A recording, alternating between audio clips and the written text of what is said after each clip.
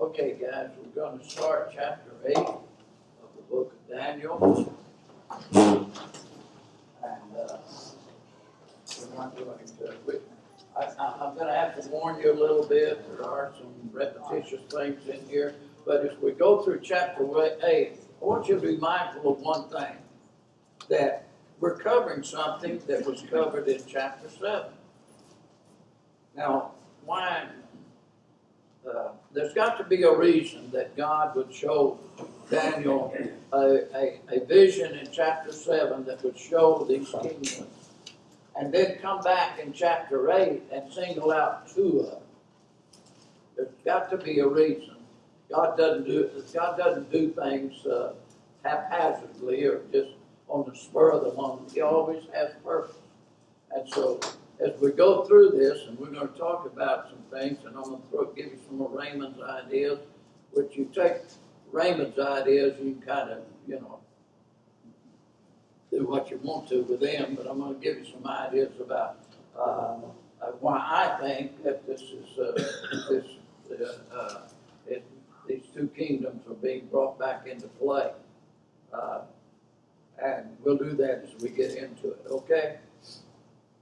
Beginning with verse 1. In the 3rd year of the reign of King Belshazzar, a vision appeared unto me, Daniel said, even unto me, Daniel, after that which appeared unto me at the first. And I saw in a vision, and it came to pass when I saw that I saw was at Shushan in the palace, which is in the province of Elam. And I saw in a vision, and I was by the river laid.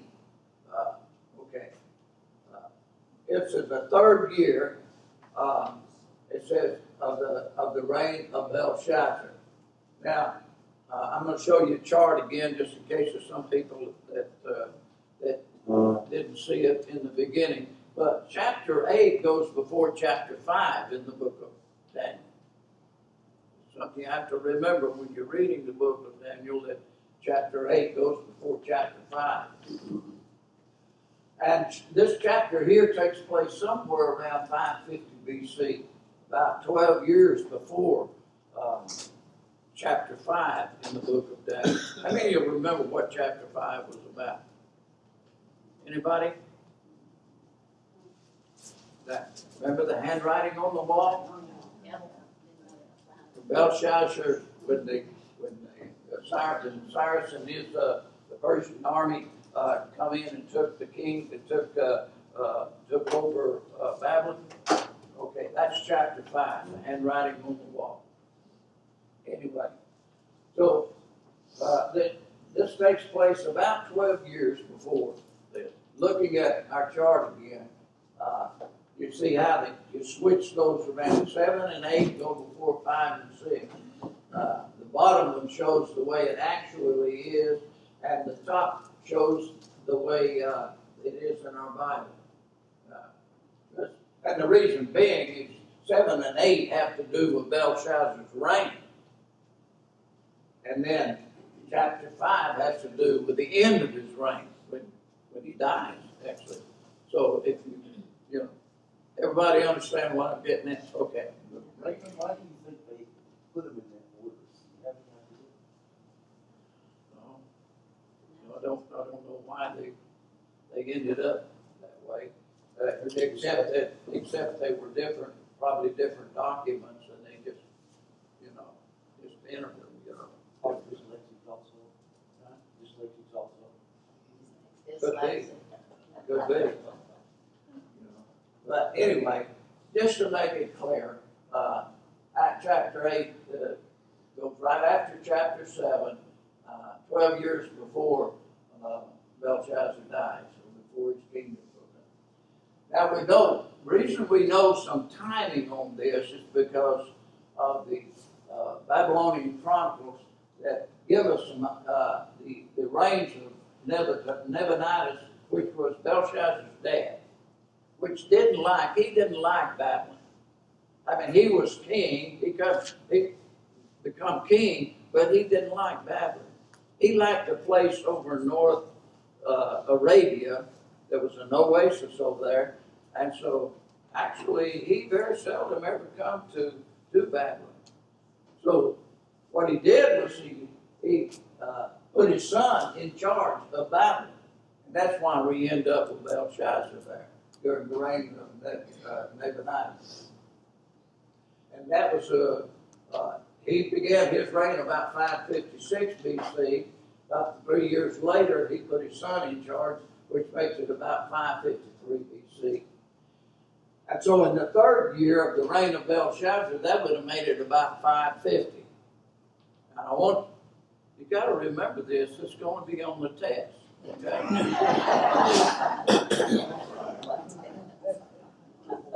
Not really. But he said, the vision appeared unto me after that which appeared unto me at first. So this is his second vision. This is Daniel's second vision that he had. Remember, the other was in chapter 7.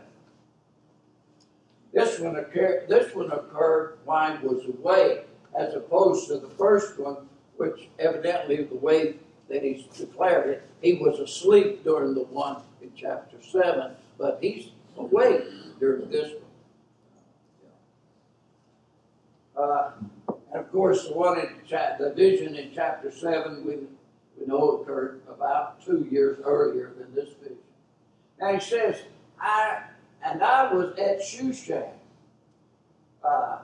This city is one of the three fortress cities of the Persian Empire, which it kind of poses an interesting thing. Babylon is in charge. Nebuchadnezzar is the king of Babylon, and he's in charge.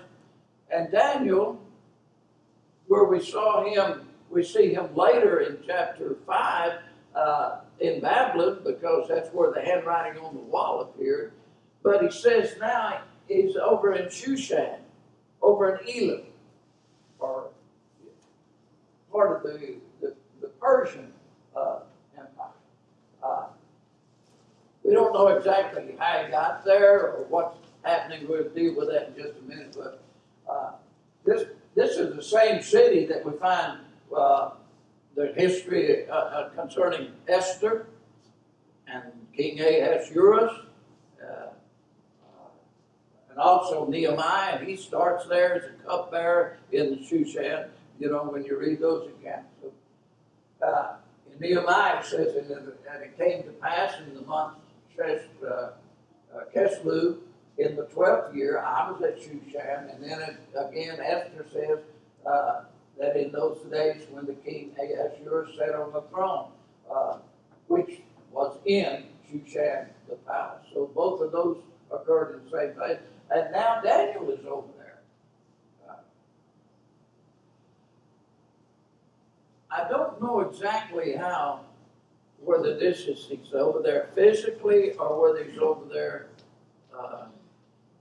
in this vision, where it's just a vision that takes him and puts him over there, But it seems kind of strange that he would be over there when Babylon is ruling, that he would be over there during this period of time. But be that as it may, it may be something like we see in the book of Ezekiel in chapter 8. It says it there in verse 1, it says, it came to pass in the 6th year, in the 6th month, in the 5th day of the month, as I sat in my house, and the elders of Judah sat before me, that the hand of the Lord God fell there upon me. Then I beheld, and lo, like the appearance of fire from the appearance of his loins, even downward, fire from his loins, even upward, and the appearance of brightness as the color of amber. And he put forth his hand, and he put forth the form of a hand, and took me by the hair of the head, by a lock of my hair. Now, get the picture. That whoever this is, this angel or whatever, reaches in and lays hold of Ezekiel by the head of the hair, and he says, and he lifts me, he lifts me up between the earth and heaven, and brought me in the visions of God to Jerusalem, to the door of the inner gate that looketh toward the north, which was the seat of the image of jealousy, which provoked to jealousy, and that's another issue that you get into. I know where the eastern gate was, the inner gate of the temple at Jerusalem, but I don't know exactly what the jealousy that causes jealousy has to do, except to say it was because it was probably the erection of some form of pagan worship that was set up in the temple that was causing God to be jealous over his temple being defiled by those. In fact, in that same context, it talks about the ladies baking cakes to Tammuz. Y'all know who Tammuz was. Tammuz was the son of Nimrod. They worshipped Semiramis or Semiramis or Semiramis, or how you want to pronounce it. She was recognized as the mother of heaven. And ended up being, we even nowadays have people that refer to Mother Earth and stuff like that. Well, that all goes back to Nimrod. In fact, there's the constellation in the north, in the heavens. There's a constellation up there that back in time was believed to be Nimrod, all tied up. The way the stars were situated in this deal. But anyway, I'm getting off of it. But anyway, I don't know how Daniel got over, whether it's physically, he was over there in Shushan, or whether he went over there, something like Ezekiel went over there. I will say this. Remember, Ezekiel was in captivity at this time in Babylon. During the writing of his prophecies, he was in Babylon. So in captivity. So in order for him to have gone to Jerusalem, he had to be in some way transported in the spirit over there, to see all of this. Anyway, I know I'm getting off of it. This is where evidently, well, we do know that Daniel was there during the Persian Empire and their reign. I just don't know that he was there during the reign of Nabonidus. But anyway, there's a tomb there in Susa, which is Shushan. In Susa now, which is Daniel's tomb. So he was buried in this capital. So at some point, he ended up over there, and probably in the Persian. But he may have been over there under direction from Belshazzar to conduct some type of business. He said, I was in Shushan. So, anyway, I'm confusing the issue. If you don't know where it is, there's where Shushan is located, and the outline is the Persian Empire, which was quite a large empire.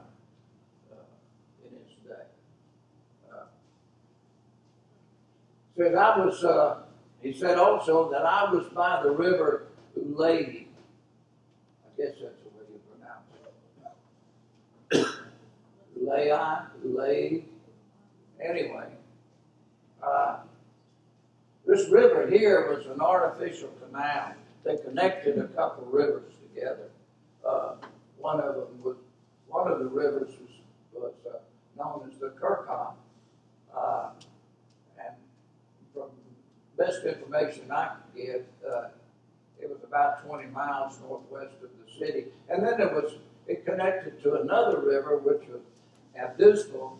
In fact, the matter is, some places you'll just see Discal as the name of that river. So it connected a couple of rivers, this lake. And quite wide, though. It was 900 feet wide, so it was quite a wide canal. Anyway, he's there. And then we go to verse 3. Then I lifted up my eyes and saw, and behold, there stood before the river of ram, which had 2 horns, and the 2 horns were high, but one higher than the other. And the higher came up last. And I saw the ram pushing westward and northward and southward, so that no beast might stand before him, neither was there any that could deliver out of his hand, but he did according to his will and became great. All right?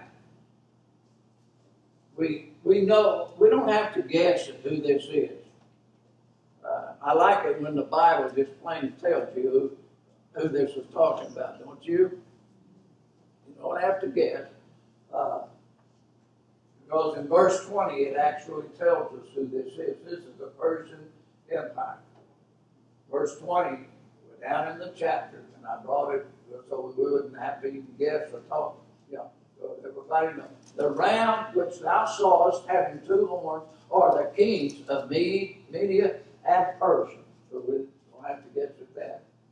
Now, the Media, according to history, begins about 1000 BC, and it comes from the European tribes is known, and this is where they get the name Iran. It's from Iran. That's where they get the, and they migrated south from the Caucasus Mountains, and that's where they come from. And the Persians migrated from the north and settled north of Media. Medes and the Persians were ethnically alike. And that's why you see these 2 kingdoms joined up so easily. And you know who the Medes are now, right? You know who the Persians are now, right? Iran. All right. The Medes are the Kurds. So the Kurds are descendants from the Medes Now they're at odds, aren't they? Huh? Not their enemies now. Or not. The Iranians and the Kurds. I know they. Well, they don't exactly everything see eye to eye, as far as I know. You know, the Kurds are the ones that are really fighting ISIS over there right now. The ones that we wouldn't give some modern weapons to, you know, and they're the ones that are actually taking territory from ISIS over there right now.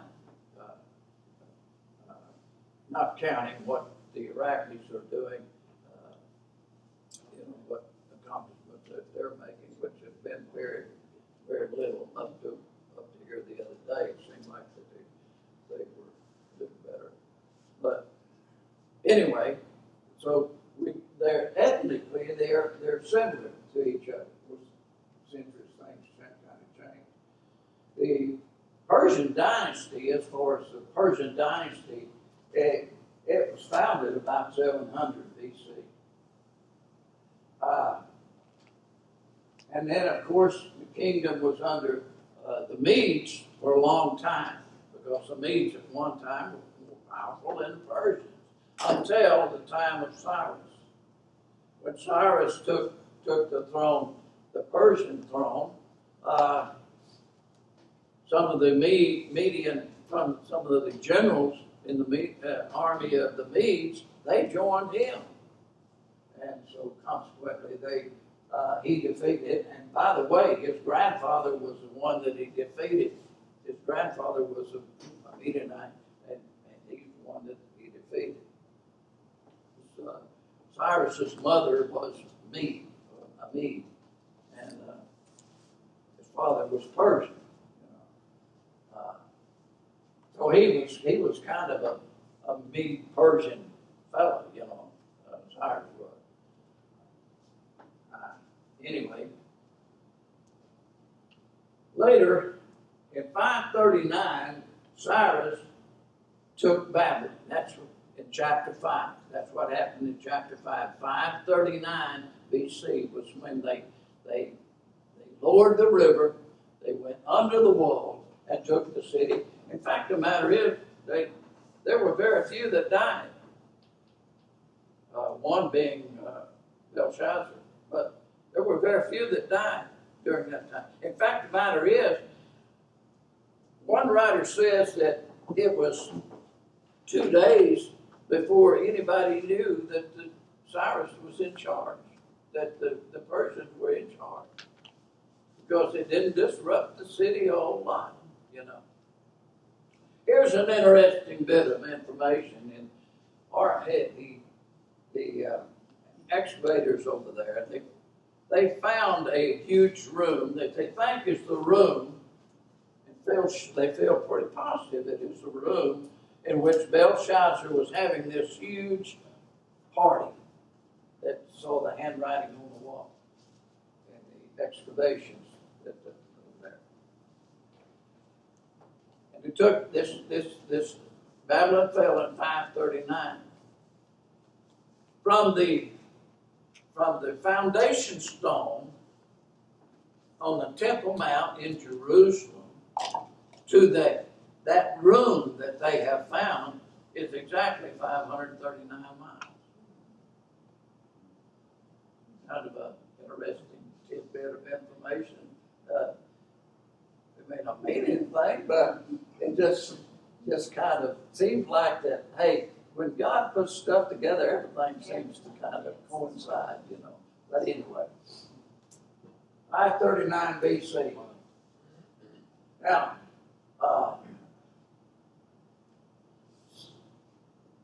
remember the Hanging Gardens of Babylon, you know, one of the 7 wonders of the world, you know.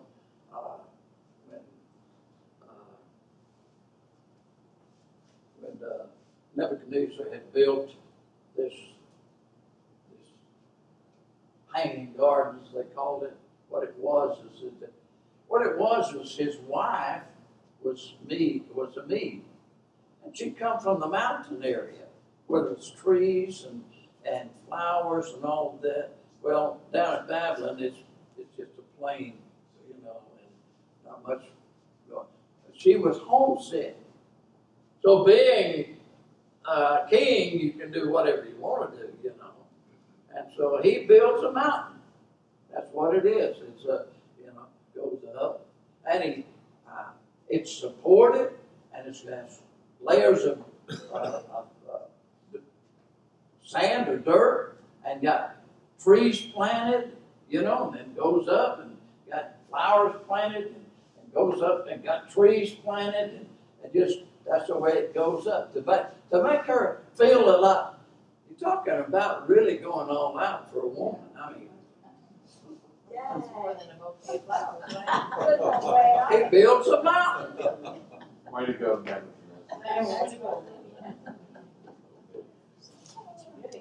Makes the rest of us look bad. Does he not? I watched the program on the TV the other day, whatever goes over the sky, and located this big, huge beach went out in the ocean, and they thought this was our,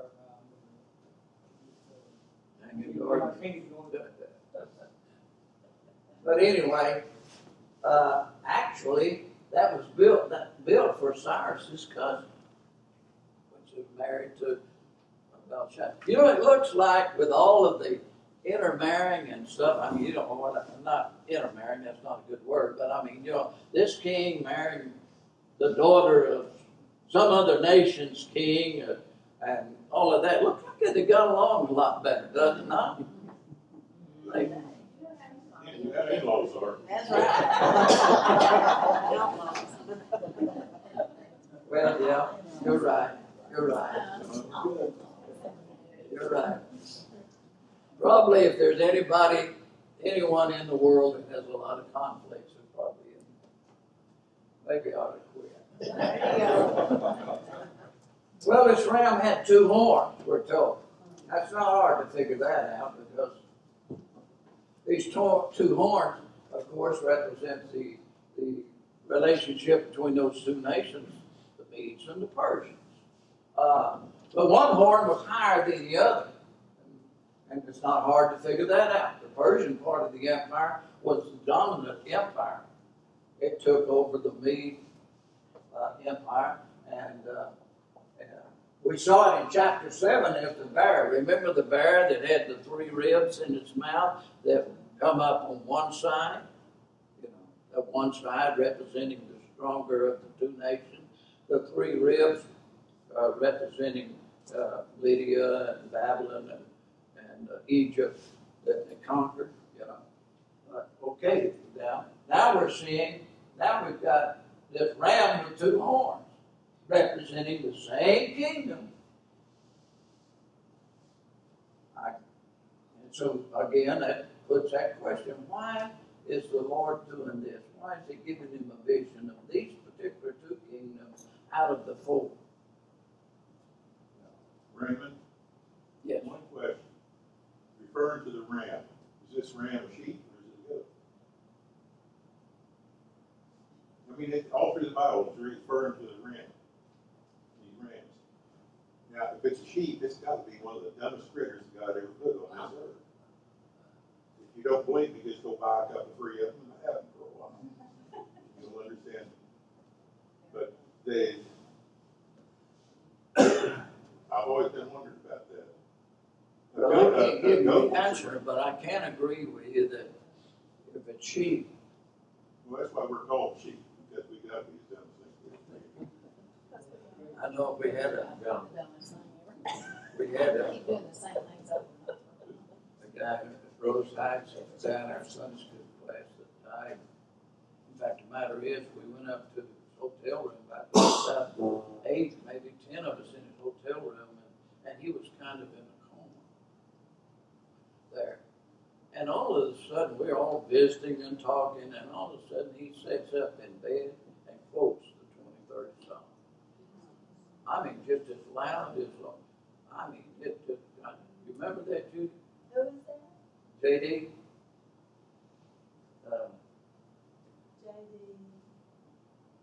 Oh, from our class. Yeah, both sides. Anyway, he sets up and quotes that. Well, that was when Rudy Bond was pastor there at the church.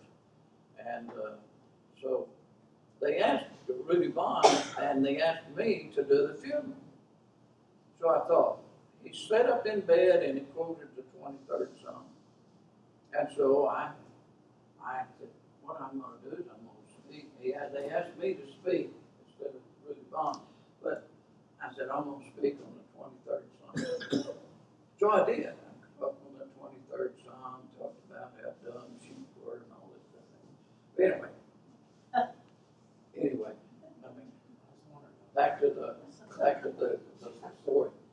After it was all over, I guess I did okay for one group, because one group, they had prayer meetings out at some location, and they wanted me to come out there and speak on that at their meeting. But anyway, I guess that the other, that somebody felt I needed some help. Because they bought me a book. They bought me a book on the Lord's, on the 23rd Psalm, you know. I guess I figured I needed some help, you know. Anyway, sheep, yeah. When the Bible says the Lord is our shepherd, it's insinuating we're his sheep, the sheep of his pasture, telling that. And you never seen a sheep.